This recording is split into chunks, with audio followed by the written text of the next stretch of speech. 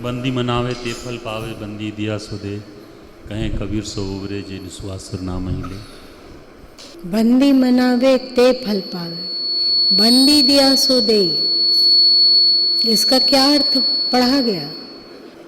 बंधन में पड़ा हुआ जीवात्मा को वही फल मिलता है जो उसके कर्म के अनुसार वो प्राप्त करता है, और जो बंधन से मुक्त है उसको आवागमन के चक्कर से वो मुक्त हो जाता है। लेकिन जब तक वो बंधन में पड़ा हुआ है उसके अपने कर्म फल के अनुसार बार बार इस आवागमन के चक्कर में पड़े रहना होगा। बंदी मनावे ते फल पावे, बंदी मतलब यहाँ परमात्मा को कहा जा रहा है ना।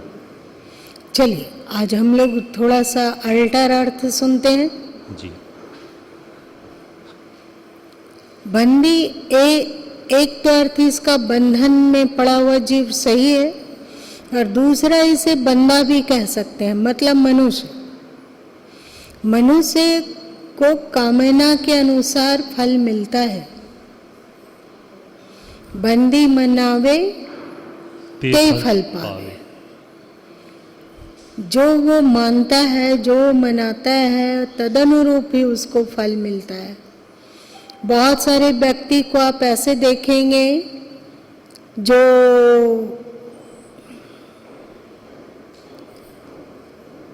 बहुत कार्य ढूंढता है, काम ढूंढता है, कहीं नौकरी मिल जाती लेकिन कहीं नौकरी नहीं मिलती, और साथ साथ में ऐसा भी होता है कि वो यदि छोटा मोटा कुछ व्यापार लेकर बैठ जाए तो व्यापार भी नहीं चलता है, और लोगों का चल रहा है पर उसका नहीं चलता है, बगल में ही बिक्री हो रही है पर उसका नहीं हो रहा है, धीरे धीरे फिर वो घर में बैठ जाता है। ऐसा होता है। एक इंग्लैंड के बहुत अच्छे दार्शनिक हुए हैं, उनका नाम एलन है, नाम सुना है आप लोगों ने? और कोई नहीं सुना? तो उनका कहना था कि व्यक्ति के भीतर जो संकल्प विकल्प चलता है और जैसी वो कामना करता है तदनुरूप ही उसका जीवन गढ़ने लग जाता है। ये थीसिस समझ में नहीं आता होगा कि दुख को कौन चाहेगा? चाहेगा? नहीं चाहेगा। तो लेकिन एलन जी का कहना था कि निश्चय ही वो विगत जन्मों में रोना रोया है कि बहुत काम बहुत परिश्रम, थक जाते हैं, सुबह से लेकर रात तक काम भगवान हम आराम चाहते हैं, थोड़ा सा तो आराम की जिंदगी दो। ऐसा होता है कि नहीं होता है? इस तरह का तो विचार आता है कभी मन में, बहुत थक आता है ना जी। कि कब तक आखिर, थोड़ा सा तो आराम हमें भी मिलना चाहिए। नहीं इतना काम किया जाता है, हमें थोड़ा आराम चाहिए। तो जब व्यक्ति बहुत अधिक कार्यशील होता है तो उसके अंतस में ये बहुत आता है।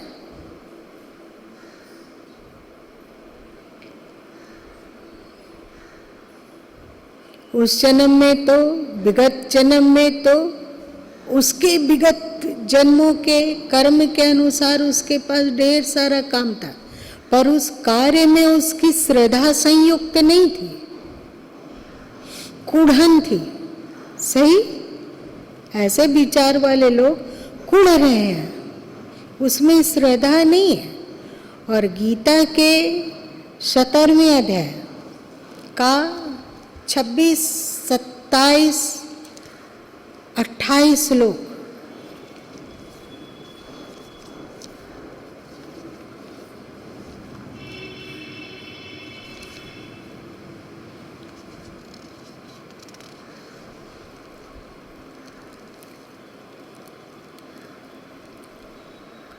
सत्ताईसवां श्लोक से हम लोग ले रहे हैं कि यज्ञ, तप और दान में जो स्थिति है वह भी सत्य इस प्रकार कही जाती है, और उस परमात्मा के लिए किया हुआ कर्म निश्चय पूर्वक सत्य ऐसे कहा जाता है।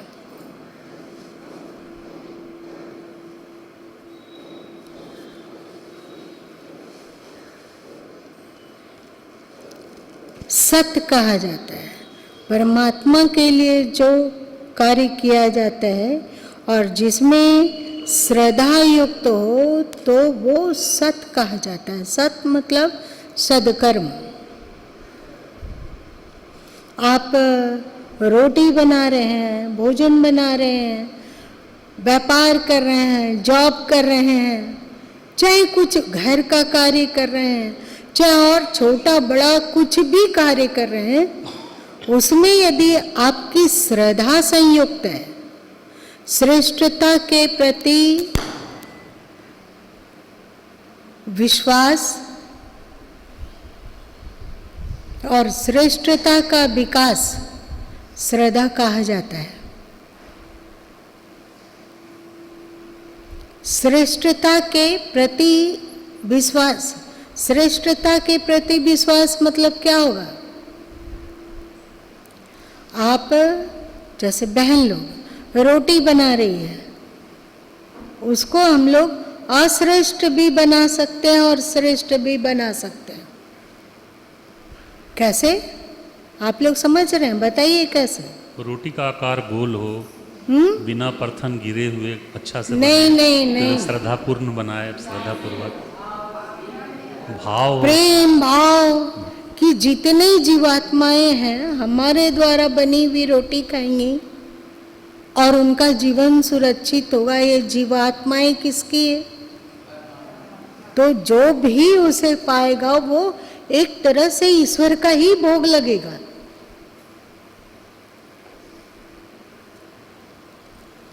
भावपूर्वक, श्रद्धा पूर्वक कि ये भी कार्य ईश्वर की प्रसन्नता के निमित्त है। जो भी कर रहे हैं वो ईश्वर के प्रसन्नता की कसौटी में कर रहे हैं। परिवार के लिए रोटी बनाना पाप है? नहीं ना। तो ये नित्य कर्म है, मतलब अनिवार्य कर्म है, ये जीवन का हिस्सा है। तो इसको कर रहे हैं तो उसमें क्यों नहीं श्रद्धा को संयुक्त कर लेंगे? जो भी कर रहे हैं, हम यदि छोटे बच्चे से लाड़ लड़ा रहे हैं तो भी एक परमात्मा से ही लाड़ लड़ा रहे हैं। अगर हम वृद्धों की सेवा कर रहे हैं तो वो परमात्मा की ही सेवा है। आप किसकी सेवा करते हैं सो बताइए।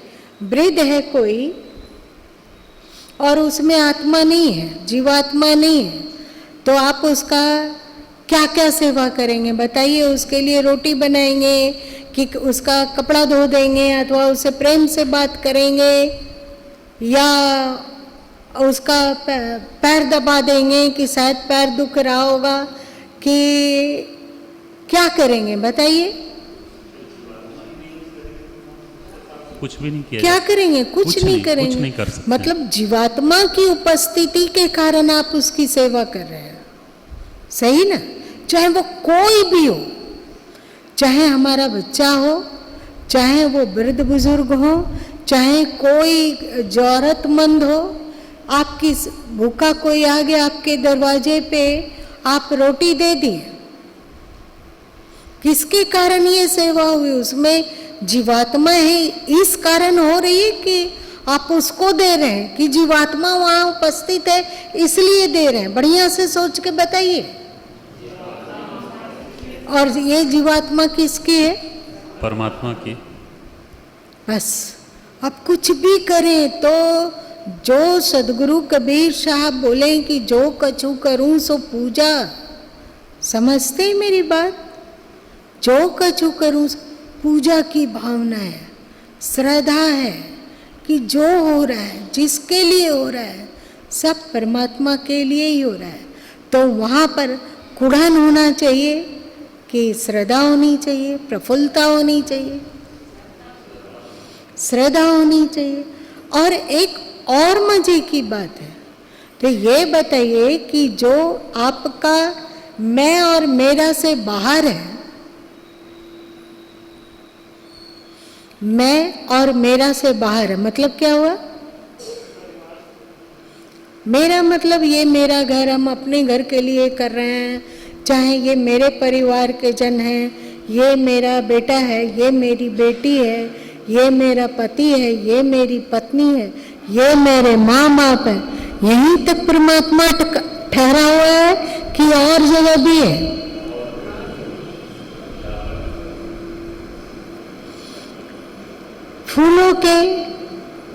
फूलों के पौधों की आप देख रेख कर रहे हैं।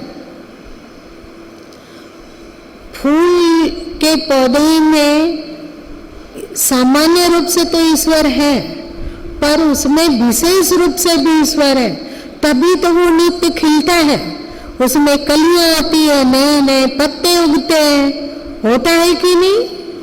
तो आप बताओ, उस फूल के पौधे की आप सेवा करो और उसमें आपकी श्रद्धा है, तो क्या वो सदकर्म नहीं है? बताओ, फूल के पौधे मर गए, परमात्मा की सामान्य उपस्थिति तो वहां है, पर विशेष उपस्थिति नहीं रही। अब ना इसकी पहचान है कि ना उसमें पत्ते निकल रहे हैं, ना कलियां आ रही है, ना फूल हो रहे हैं, अब उसकी टहनी भी काली कलूटी होते जा रही है, तो आप सेवा करोगे? तो बताओ किसकी सेवा किए? आप फूलों के पास से गुजरे, आपने बहुत ही लाड़ से उसे थोड़ा थपथपाया, थोड़ा प्यार दिया। बताओ ये किसे प्यार दिया, किसे थपथपाया, किससे लाड़ लड़ाया?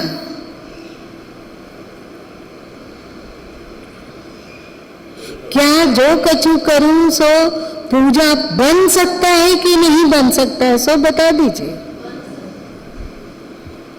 क्या हम लोग अपने कर्मों को, जो कुछ भी हम करते हैं, उसे पूजा बना पाते हैं?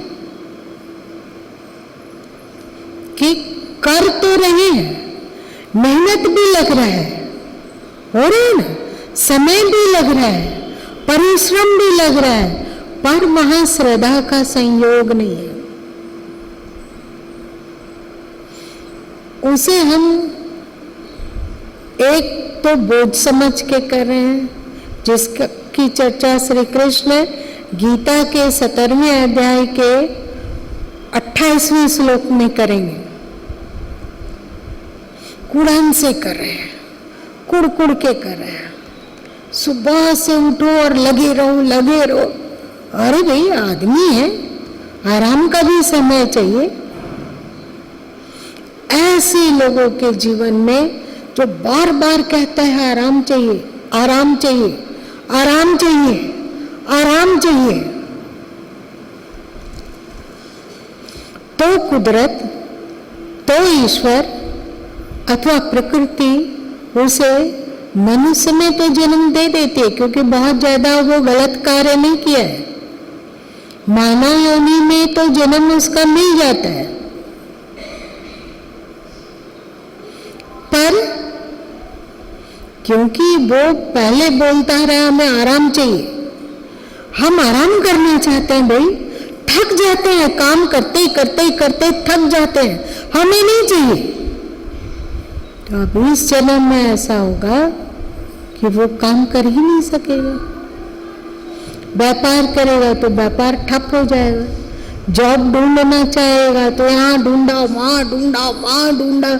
उतना ही पढ़ा लिखा हुआ दूसरा बच्चा को अच्छा जॉब मिल रहा है और वो बैठा हुआ है, वो जॉब ढूंढ रहा है पर मिलता ही नहीं है, नहीं मिलता है।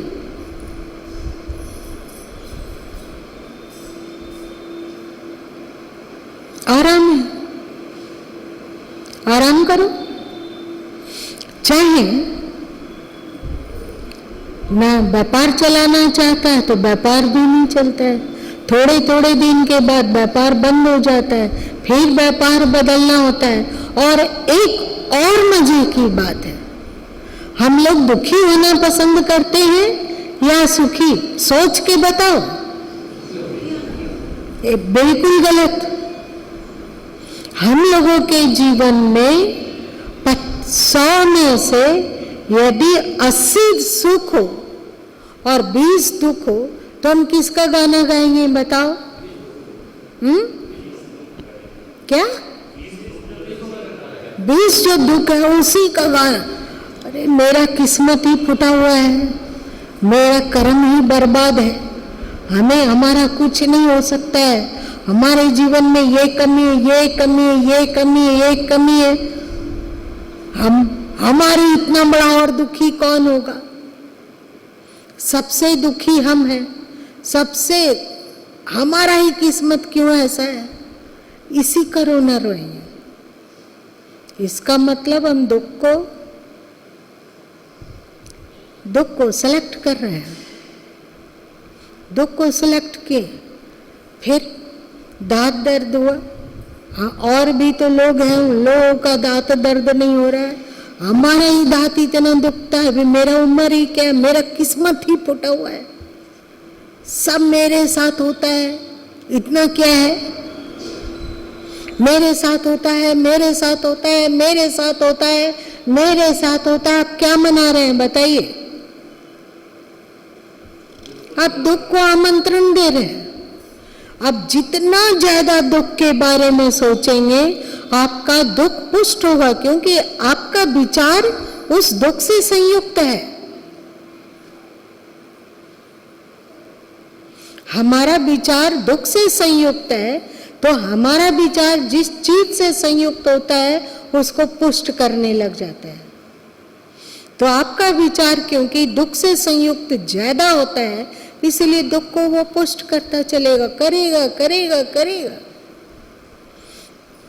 वैसे ही हम लोग कहते हैं आराम चाहिए, हमें काम देख कर ना गुस्सा आता है, ये काम बाकी है, वो काम बाकी है, तो आप बैठो घर में और फिर भी यदि खटपट किए, आपका जॉब छीन लिया गया, आपका व्यापार छीन लिया गया, फिर भी खटपट करोगे तो पैरालिसिस।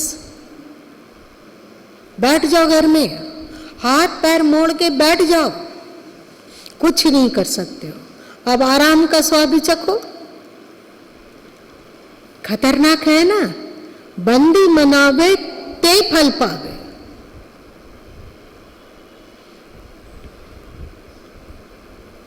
हमारे ही विचार, हमारे ही कर्मों के कारण हमें रोग है।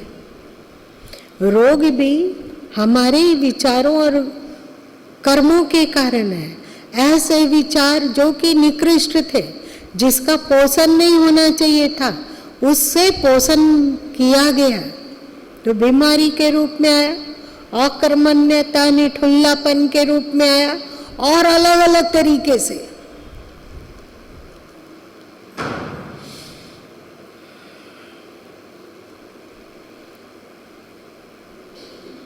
क्या आप लोगों में यहाँ पर कोई ऐसा है जो कहता हो कि हमें भगवान हमें पैसा इतना क्यों देते हो, नहीं चाहिए हमें, छोड़ दो।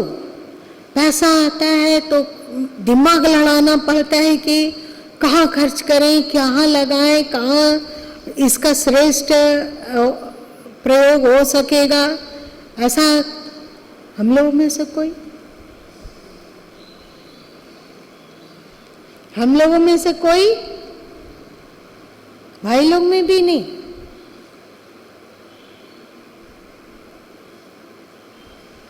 अगर कोई कहे कि भगवान सिर दुख जाता, बंद करो, नहीं चाहिए, फिर ले लो, गरीबी का एहसास झेलो, फिर वो पैसा कमाना चाहेगा, कमा भी लेगा तो घर में टिकेगा ही नहीं, उड़ता जाएगा।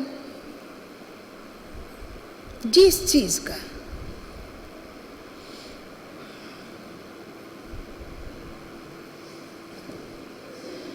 बहुत सारे लोग,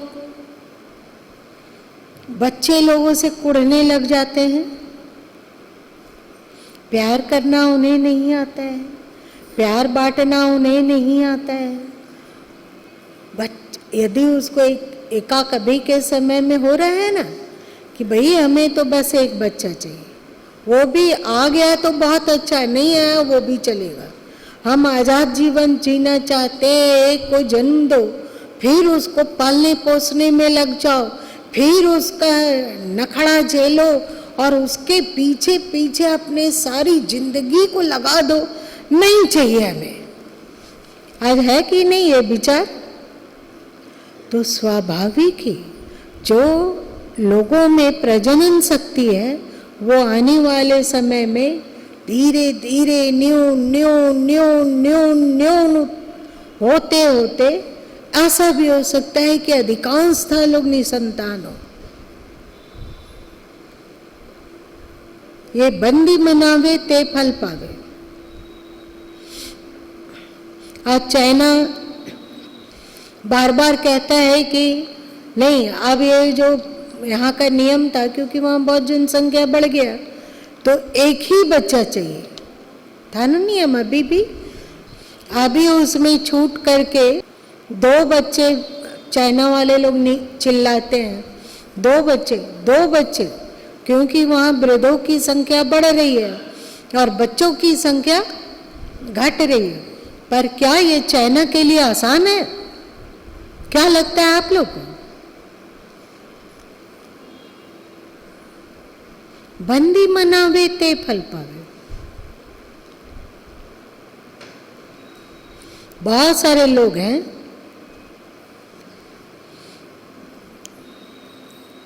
जैसे नरसिंह मेहता,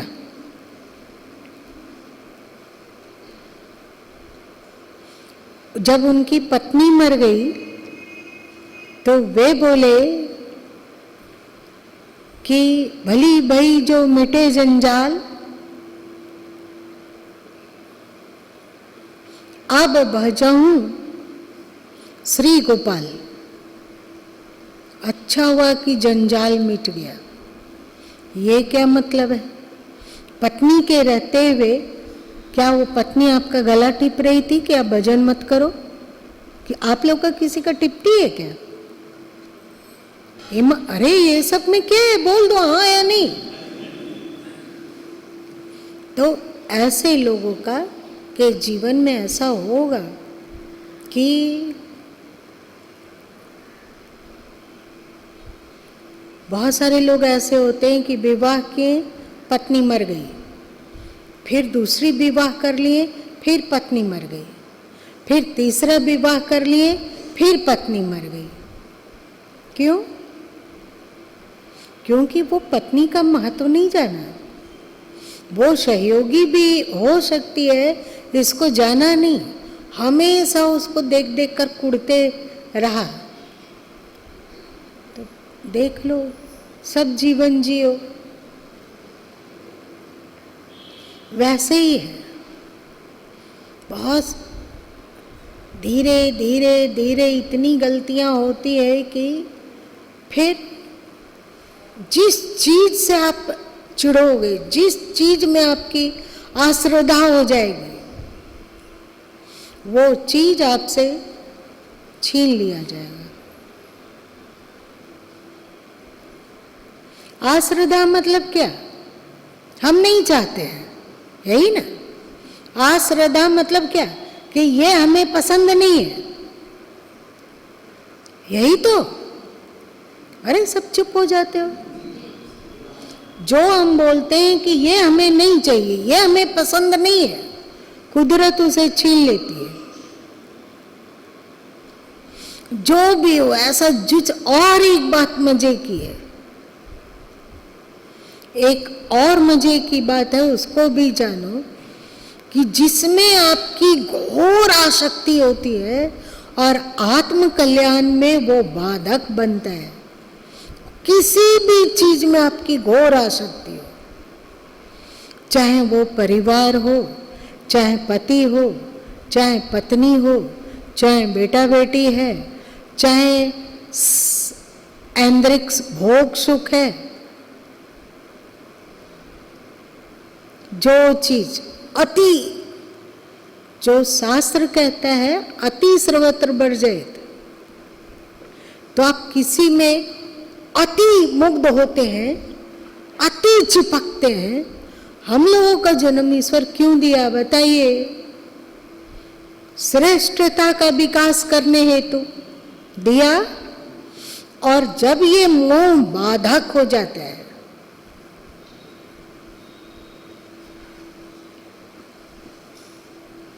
क्या समझे बताओ हमें? जैसे कोई बहुत ज्यादा इंद्रिय लोलुप है, बहुत अधिक भोगी है, और इतना अधिक भोगी है कि जैसे तुलसीदास जी थे,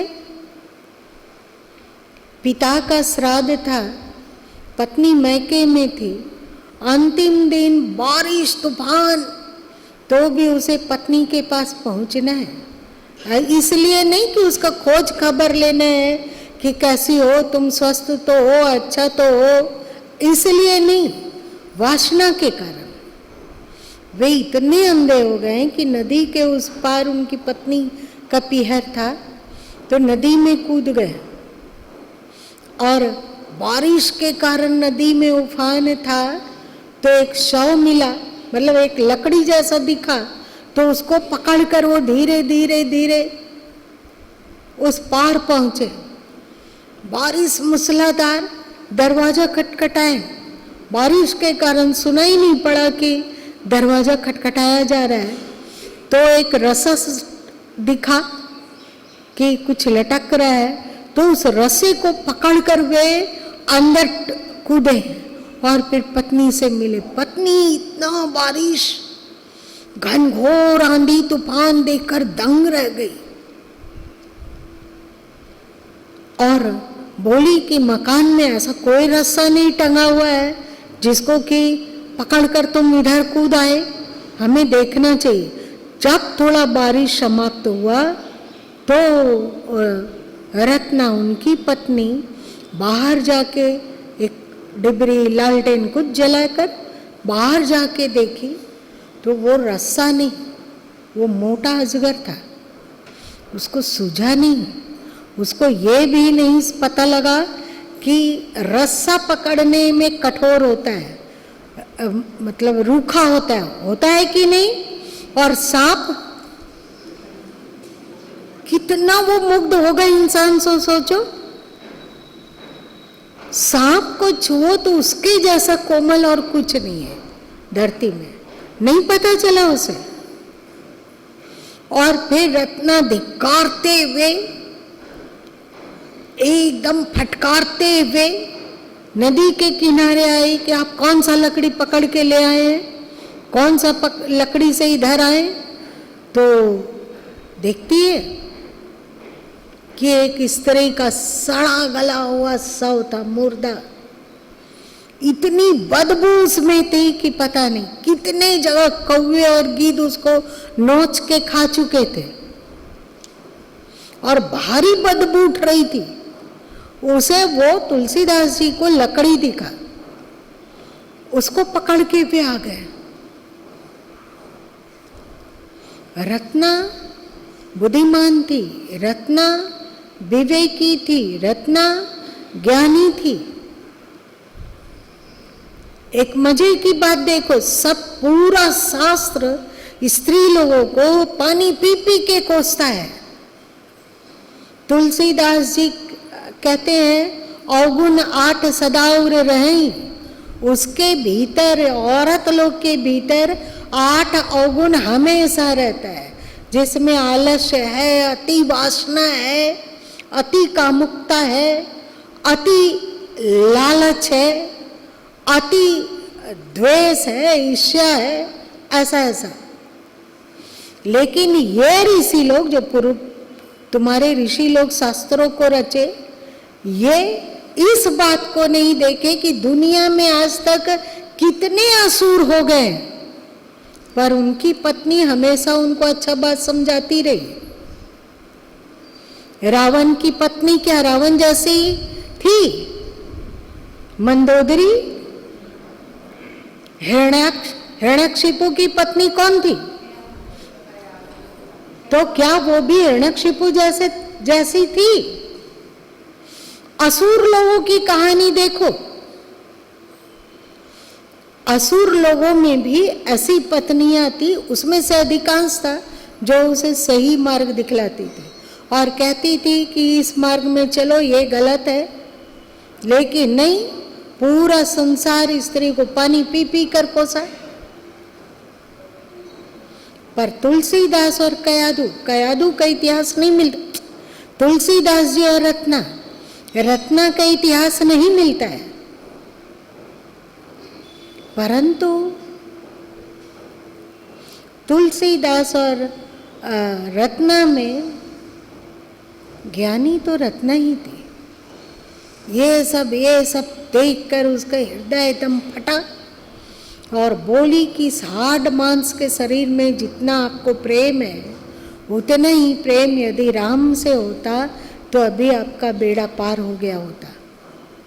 और धन्य है वो तुलसीदास जी, एक फटकार में उसका अकल ठिकाने आ गया, आया था, अकल ठिकाने आ गया और फिर वे राम की ओर प्रेरित हुए। और तुलसीदास रत्ना का लिखा हुआ एक छोटा सा पद की पुस्तक है रत्नावली, वो भी पढ़ने योग्य है। तो ऐसे कामुक लोग, ऐसे विषयी लोगों को चेताने के लिए उसे क्या बनाया जाएगा? उसे न स्त्री बनाया जाता है न पुरुष।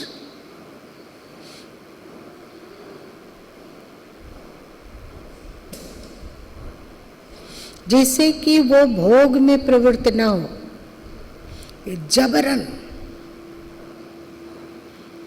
और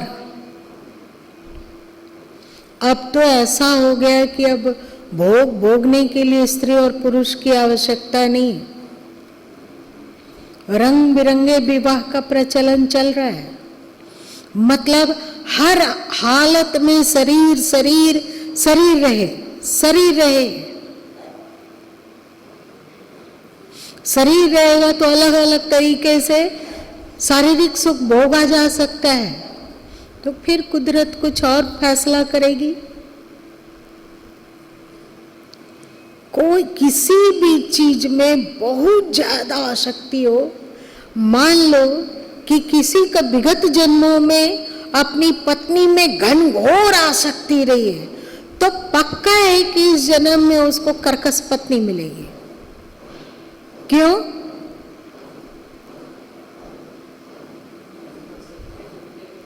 क्यों? आपके दिमाग को ठिकाने लगाना है। बहुत बार होता है कि औरतें अपने पति में इतना मुग्ध रहती है, इतना मुग्ध रहती है, पागल रहती है, और जिसके लिए हमारा जन्म हुआ धरती पर उसको गौन कर देती है, तो उसका पति कर्कश होता है।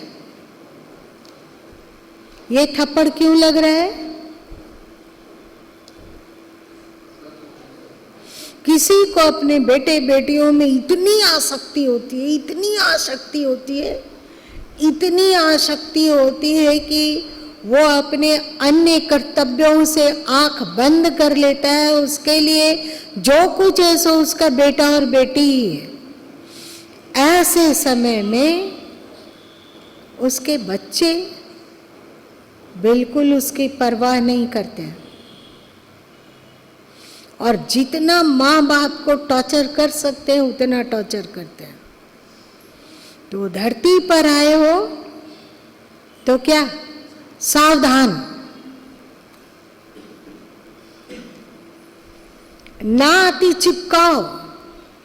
हर जगह यहाँ चिपका एक थप्पड़, यहाँ चिपका एक थप्पड़, फिर वहाँ चिपको एक थप्पड़। अरे भाई, थप्पड़ मिलता है, पर इस थप्पड़ को हम लोग कभी जान पाते हैं और कभी नहीं जान पाते हैं। हम सोचते हैं कि हमारा बेटा ऐसा कर रहा है, हमारा बेटा ऐसा करता है, हमारा बेटा ऐसा करता है, लेकिन ये नहीं जान पाते हैं कि बेटा ऐसा कर रहा है उसमें तेरा ही कर्म है। हम लोग धरती पे आते हैं तो अलग अलग लोगों के प्रति अलग अलग तरीके का बहुत सारा कर्तव्य होता है कि नहीं? कि हमारा कर्तव्य इतना ही है, हमारा बेटा बेटी और औरत अथवा पति इतना ही कर्तव्य है क्या? ठीक से सोच के बताओ। क्या आज के समय में जो माता पिता हैं वे अपने सारे दायित्वों से मुख मोड़कर अपना हमारा परिवार है, हम अपना परिवार तो हमारे साथ ही रहता है, इस परिवार में क्या क्या होता है?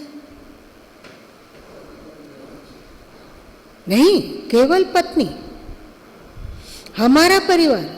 एक बार यहाँ पर एक लेबर में यहाँ मजदूरी करता था, तो बोला कि नहीं भाई, हम तो मजदूरी के लिए कहीं जाते हैं, अपने परिवार हमारा साथ रहता है। तो पूछे उसका, तुम्हारा परिवार कौन है? पत्नी, हमारा परिवार। ये क्या हो गया? कितना धक धक लगने नहीं लगा आप लोगों का? फिर बेटा कौन है, बेटी कौन है, भतीजा कौन है, भतीजी कौन है, और माँ बाप कौन है, चाचा चाची कौन है, और जीव जंतु और संसार कौन है?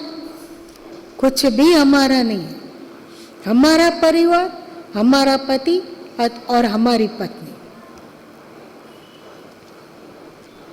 तो क्या हुआ? पति पत्नी दोनों में से कोई ना कोई मां कर्कश। पत्नी को भी लगेगा कि मेरा पति एकदम बेकार है, जिंदगी भर वो कुढ़ते रहेगी, ऐसा करता है, वैसा करता है, ये हरकत करता है, वो हरकत करता है।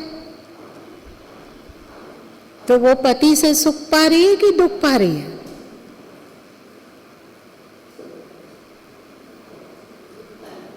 दुख पा रही है। ये सब थप्पड़ है। आपको कर्कश पत्नी मिली, इसका कारण आप स्वयं है। बंदी मनावे ते फल पावे। आपके बच्चे आपके साथ हमेशा नालायकी करते हैं, तो आपका कारण, आपके कारण, आपके मोह के कारण। आप बताइए, आप स्कूल में, हाँ राम जी, आप स्कूल में पढ़ाने जाते हैं और वहाँ पर डिस्को डांस का कैसेट लगाकर नाचने लग जाइए, तो स्कूल का प्रशासन आपके साथ क्या करेगा? हमेशा उसी में व्यस्त, उसी में व्यस्त। कभी ये चीज, कभी 10-15 दोस्तों को बुला लीजिए, पार्टी साटी चालू कर दीजिए, तो क्या होगा बताइए? और तो अगर ईश्वर यही काम कर रहा है तो उसका क्या दोष है बताओ?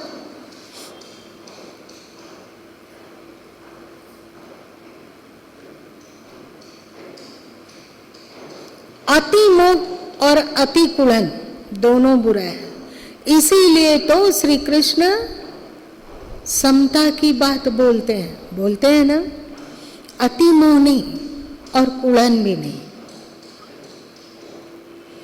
अति मोह नहीं और कुड़न भी नहीं। सुख दुखे समय कृत्वा, अनुकूलता और प्रतिकूलता में समत होकर जिस लिए आपका जन्म हुआ, उस कर्तव्य का भी आप पालन कीजिए। आपका बेटे बेटियों के प्रति कर्तव्य है, पति के प्रति कर्तव्य है, पत्नी के प्रति भी कर्तव्य है, माँ बाप के प्रति भी कर्तव्य है, समाज के प्रति भी कर्तव्य है, राष्ट्र के प्रति भी कर्तव्य है, प्रकृति के प्रति भी आपका कर्तव्य है। तो अपने व्यक्तित्व का विकास कीजिए और आपको अपनी आत्मा के प्रति भी कर्तव्य है। कर्तव्य है या नहीं है? सोच लो। अब हम लोग सभी कर्तव्यों से बेकार का कर्तव्य और सबसे गौण कर्तव्य क्या चीज को समझते हैं? अपनी आत्मा। आप 24 घंटे में यहाँ कितने लोग हैं जो हाथ उठा, तो जो कि अपनी आत्मा के प्रति कर्तव्य को कभी कभी सोच लेते हैं, 24 घंटे में 1-2 बार भी?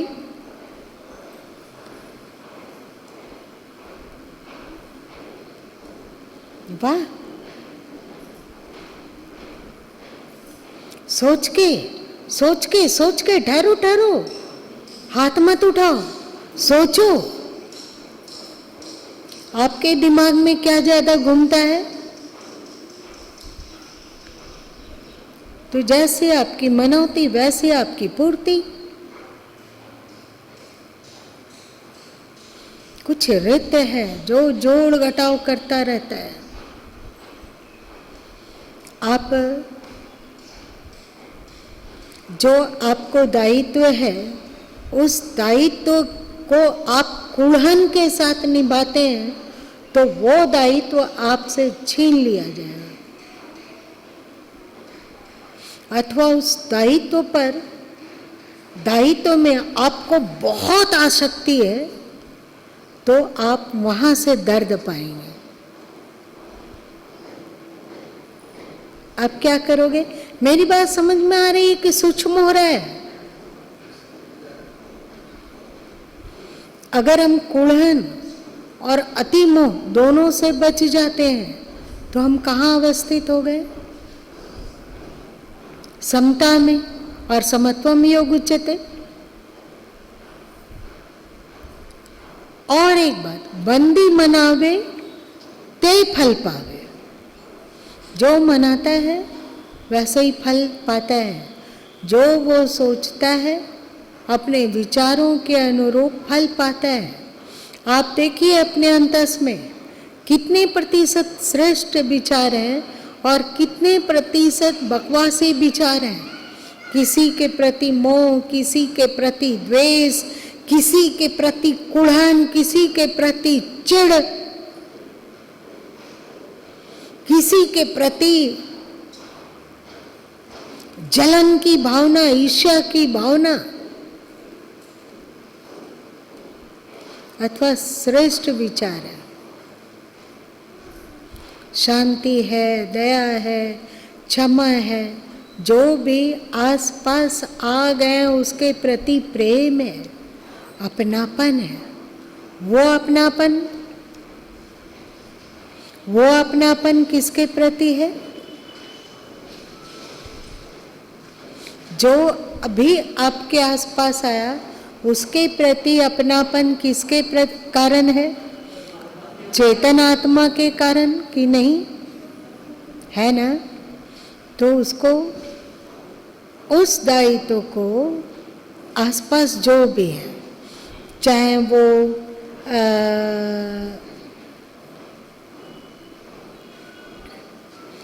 वो गाय हो, चाहे आपके घर में काम करने वाले लोग हों, चाहे आपने किसी प्राणी को, खरगोश इत्यादि को पाल रखा हो, चाहे आपके निकट कोई भी है, उसके प्रति अपना दायित्व और उसके प्रति भी अपनापन। तो बताओ, ये अपनापन आप किसे दे रहे हैं? आत्मा को ही दे रहे हैं ना, उसमें जो प्रवेश है। तो आप बताओ, उसके प्रति आप दायित्व को निभा रहे हैं। इसमें श्रद्धा को रखकर हम उसको पूजा बना सकते हैं कि नहीं? बना सकते हैं। आपके घर में झाड़ू पोछा जो कर जाती है, उसे आप चिल्ला के मालिक गरी दिखलाइए, डांटिए, फटकारिए, कुड़न से बोलिए, चिल्ला कर बोलिए, जानते हैं कि उसको पैसे की जरूरत है, तो वो जाएगा कहाँ? नौकरों जैसा ट्रीट कीजिए। ठीक है कि आपके वो नौकर हैं, पर नौकर हैं परमात्मा की उपस्थिति के कारण।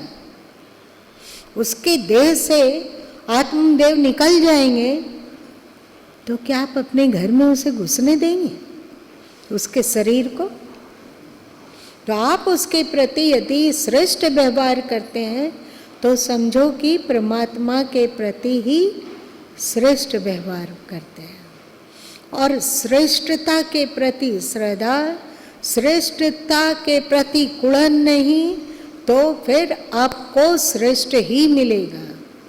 बंदी मनावे ते फल पाई, बंदी दिया सो दे। बंदी जो देता है सो पाता है। कैसे हम लोग देते हैं? चाहे शरीर से कर्म हो, चाहे वाणी से बोल हो, चाहे मन से विचार हो। ये सब हम जो संसार में बांटेंगे उलट कर, वो सब हमें ही मिलेगा। बोरिंग बोरिंग हो रहा है? इसलिए ढाई आखर प्रेम का जो कुछ इर्द गिर्द है, सबके प्रति शुभ भावना, और जो इर्द गिर्द नहीं है उन लोगों के लिए भी तो शुभ भावना कर सकते हैं ना। उसके लिए शुभ कार्य नहीं कर सकते, उसके लिए मीठे बोल नहीं उसके पास पहुंचा सकते हैं, पर शुभ भावना तो कर सकते हैं ना। ये वसुदेव कुटुंबकम वाली बात कर सकते हैं या नहीं? श्रेष्ठ श्रेष्ठ श्रेष्ठ, सावधान रहो, कहीं अश्रद्धा भी ना हो और कहीं अति आसक्ति भी ना हो।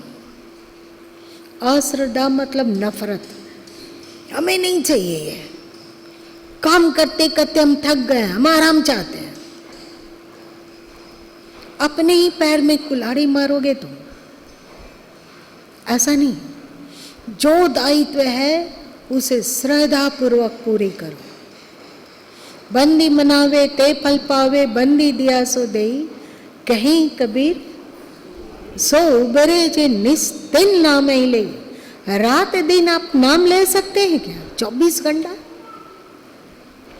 ऐसा होगा तो आप पागल खाने जाने के लिए तैयारी करके कोशिश कीजिए। एक तरफ जो 24 घंटे का चलता है, हरे राम या श्री राम जय जय राम, श्री राम जय जय राम, रात दिन करते रहो, रात दिन करते रहो, पागल हो जाओगे। और भी दायित्व तो तुम्हें ईश्वर कुछ दिया है कि नहीं? तो ये निस्दिन क्या बोले सदगुरु कबीर साहब, रात दिन नाम लो। मतलब रात दिन ये स्मृति बनी रहे कि आसपास अथवा दूर दूर, बहुत दूर अथवा बहुत निकट, अथवा थोड़ा दूर थोड़ा निकट, जो भी है ये सब परमात्मा की ही क्रीड़ा है।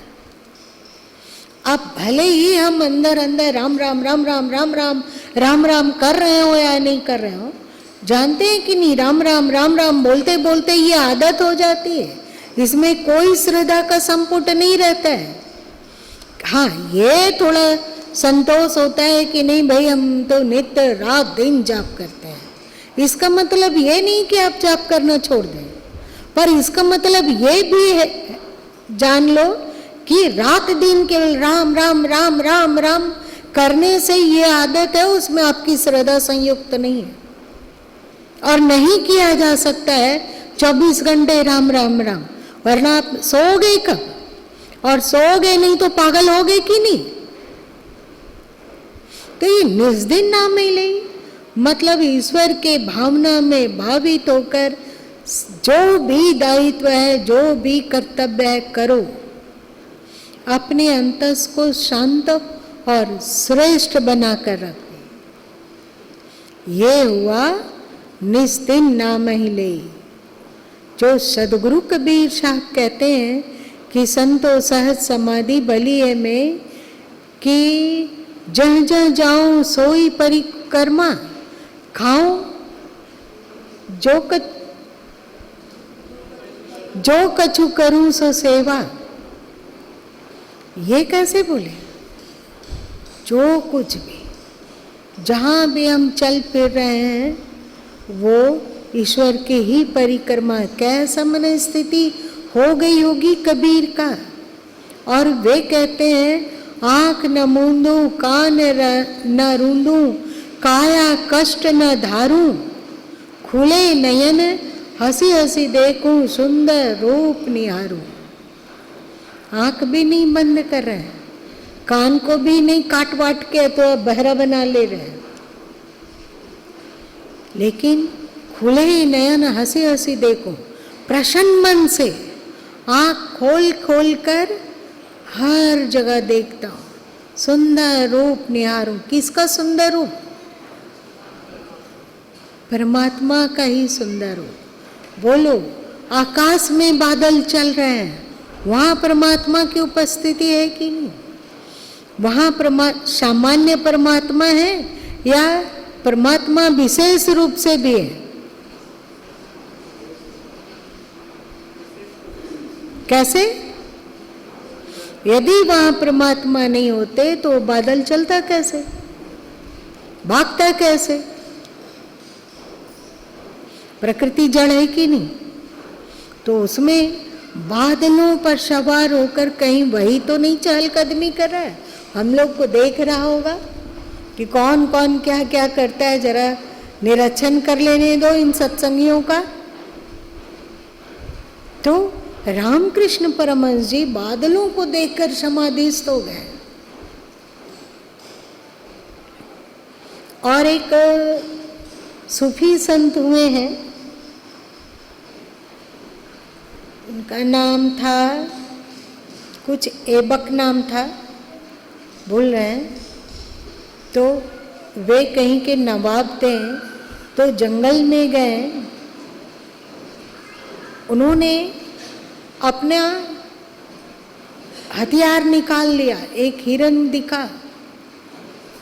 दिखा और जब वो मारने वाले थे, निशाना लगाने ही वाले थे, तब तक हिरन उसको देख ली और एक जोर का छलांग मारी, जंप करी और आगे निकल गई भागकर। और उस जंप को देखकर उनका पूरा भाव विचार बदल गया, उनकी वृत्ति सिमट गई। वे उस जंप में, हिरन के जंप में ईश्वर की अनुभूति किए और उसके बाद उनका जीवन में का तो काया पलट हो गया। फिर वे परम भक्त हो गए।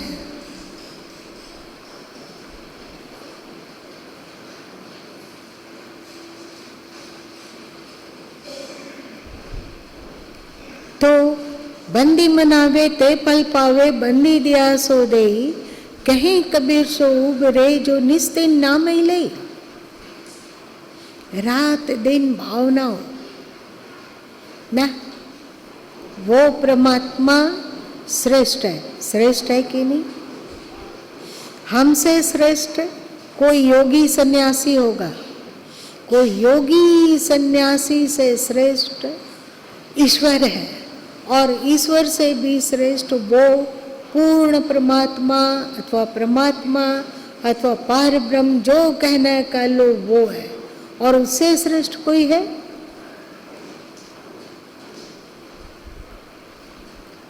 जुगनू से श्रेष्ठ दीपक का लौ है, और दीपक के लौ से श्रेष्ठ चांद का लौ की रोशनी है, चांद का प्रकाश है।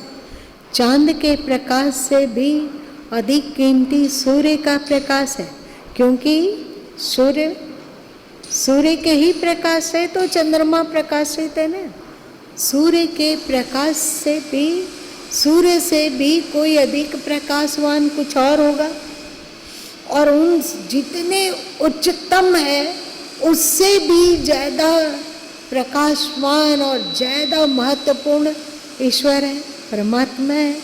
तो जो कहा गया कि श्रद्धा का मतलब है श्रेष्ठ के प्रति विश्वास और श्रेष्ठ का विकास। गुरु माँ के दिमाग में ये स्लोगन कल से नाच रहा है, श्रेष्ठ के प्रति विश्वास और श्रेष्ठ का विकास। अभी तक गीता के लिए ही ये सब दिमाग में आया, पर अभी तक कहीं टंकन नहीं हुआ। श्रेष्ठ के प्रति विश्वास मतलब क्या है? सर्वोपरि श्रेष्ठ। सदगुरु कबीर साहब कहे ना कि बाबा मोरे ब्याह करो अच्छा बरही तकाओ, जब लगा अच्छा ना मिले तब तक तू ही मोही ब्याह। बाबा मतलब हे गुरुदेव, आप मेरा विवाह मतलब मेरा संपर्क उस परतपर तत्व से करवा दो, मोरे ब्याह करो। ब्याह में क्या होता है? संबंध जुड़ता है दो अपरिचित लोग का, लेकिन ये ऐसा विवाह है कि पहले से संबंध भी है और हम परिचित भी हैं, है ना? लेकिन आप बढ़िया से परिचित होना चाहते हैं, बढ़िया से संबंधित होना चाहते हैं, बढ़िया से अटैच होना चाहते हैं, और जब लग अच्छा ना मिले, हे सद्गुरु, जब तक अच्छा नहीं मिलता है वो सर्वोपरि श्रेष्ठ, तब लग तू ही मोहे ब्याह, तब तक तू ही मुझे स्वीकार करो। हमारा आपके प्रति अथोर प्रेम अपनापन हो और आप भी हम पर घनघोर अपनापन के साथ दया बरसाते रहिए, जिससे हम अपने पुरुषार्थ में सफल हों, आपके उपदेशों का अनुसरण कर सकें। चल इतने ही रहने देते हैं, क्योंकि बहुत सारे लोगों का मन सिमट रहा है, और जैसे जैसे मन सिमटता है, मन लगता है कि ये बात तो बहुत अच्छी है पर मेरे बस की नहीं है, तो मन अब क्या करेगा? नींद आने लगेगी। यहाँ से अगर बीच से ही उठ के जाएंगे तो बुरा लगेगा, तो मन क्या करता है कि नींद ला देता है, अथवा हम लोग एकदम सुस्त पड़ जाते हैं। नहीं, यहीं समाप्त करते हैं।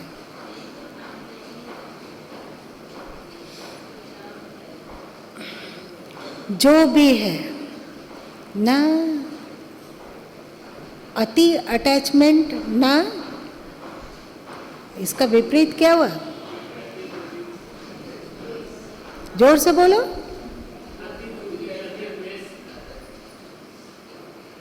डिटैचमेंट, ना किसी से बहुत मोह, ना कहीं पे कुड़न, यथा योग सबसे प्रेम, क्योंकि यहाँ ईश्वर के अतिरिक्त कुछ भी नहीं। जो तुम्हारे दिमाग में ज़्यादा घूमेगा वही तुम्हें मिलेगा। दुख दुख दुख दुख दुख अति घूमेगा, ज़्यादा घूमेगा तो तुम दुख को पुष्ट करे हो, तो दुखी होगे। तो तुलसीदास जी जो कहते हैं, काल ही कर्म ईश्वर ही मिथ्या दोष लगाई, ईश्वर ऐसा किया, भगवान ऐसा कर दिए, वो वैसा कर दिया, नहीं,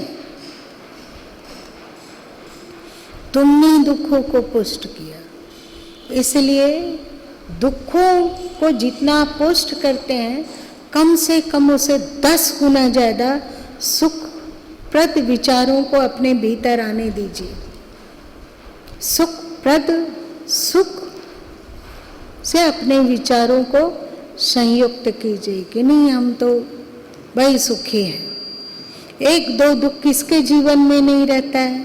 हमारे पास ज़्यादा सुख है, एकक दुख का दुख है, वो भी हम एकदम प्रसन्न होके भोग लेते हैं। हमें कोई ठहरो, जैसे ही बोलोगे कि हम प्रसन्न होके भोग लेते हैं, वो खिलाड़ी लाल ना बाबा ना।